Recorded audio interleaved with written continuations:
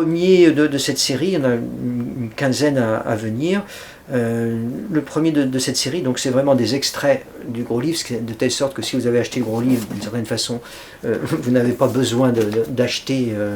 les petits livres, puisque ce sont des extraits, remaniés c'est vrai. Premier extrait de ce gros livre, il s'intitule, et c'est la conclusion du gros livre, « Bâtir un nouvel humanisme pour une civilisation post-matérialiste », et comme sous-titre, il y a « Idées-programmes pour un renouveau politique, spirituel et écologique ». Ce petit livre commence par faire allusion à une vaste enquête qui a été menée dans les années fin des années 90, 2000, 2008 même, puisque l'enquête a été reprise en 2008, enquête qui est connue sous le nom d'enquête sur les créatifs culturels. Bon, c'est un terme qui vient des États-Unis, il sonne pas forcément très bien en français. Certains le retraduisent par les créateurs de culture, peut-être c'est mieux que créatifs culturels, les créateurs de culture. C'est une enquête sociologique qui a été menée par deux universitaires américains, une psychologue et une sociologue, sur 12 années d'enquête et sur des milliers de cas et de questionnaires qui ont été dépouillés et qui ont été analysés. Elle montre, cette enquête, que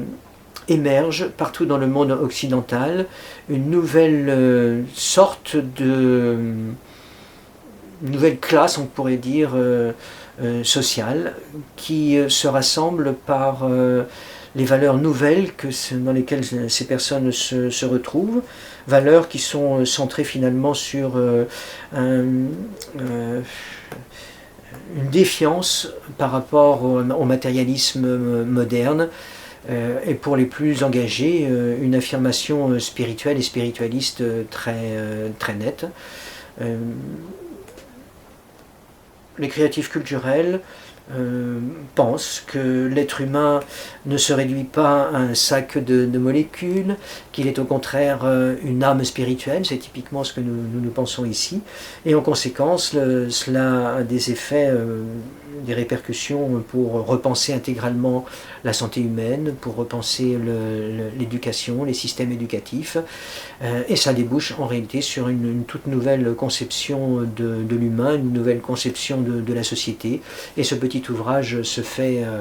l'écho de ce que pourrait être une société fondée non pas sur les paradigmes matérialistes, mais sur les paradigmes spiritualistes. On pourrait aborder aussi cette thématique sous un autre angle.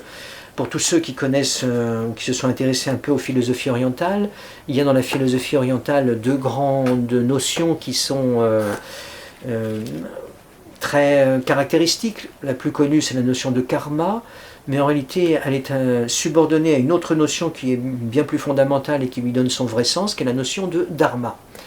Le dharma, dans la philosophie orientale, dans la philosophie indienne, on pourrait le traduire comme cela, le dharma indique que ce cosmos dans lequel on se trouve, cet univers dans lequel on se trouve, n'est pas absurde. Il obéit à un projet cosmique, un projet proprement sacré et divin, et il vise une finalité objective qui est de permettre à chaque âme humaine, en l'occurrence, d'accomplir la plénitude de ce qu'elle porte en elle-même. Et un être humain, dans cette perspective, ne se réduit évidemment pas à un sac de molécules, comme on le disait, à un tas de chair et d'os, mais est porteuse de potentialité spirituelle que la vie humaine a pour vocation de permettre de réaliser. Dans la philosophie occidentale, on trouve cette notion en écho dans un concept de théologie que l'on appelle la théiosis, et qui pourrait se traduire par la divinisation de l'âme humaine.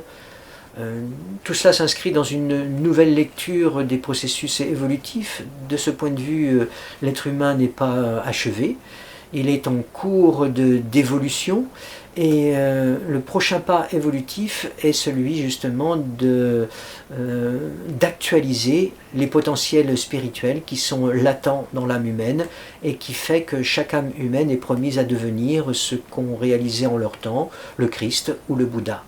Donc si on admet une telle anthropologie, évidemment ça dessine une toute autre perspective pour penser la vie collective, pour penser la société. Et entre autres ça rejaillit notamment sur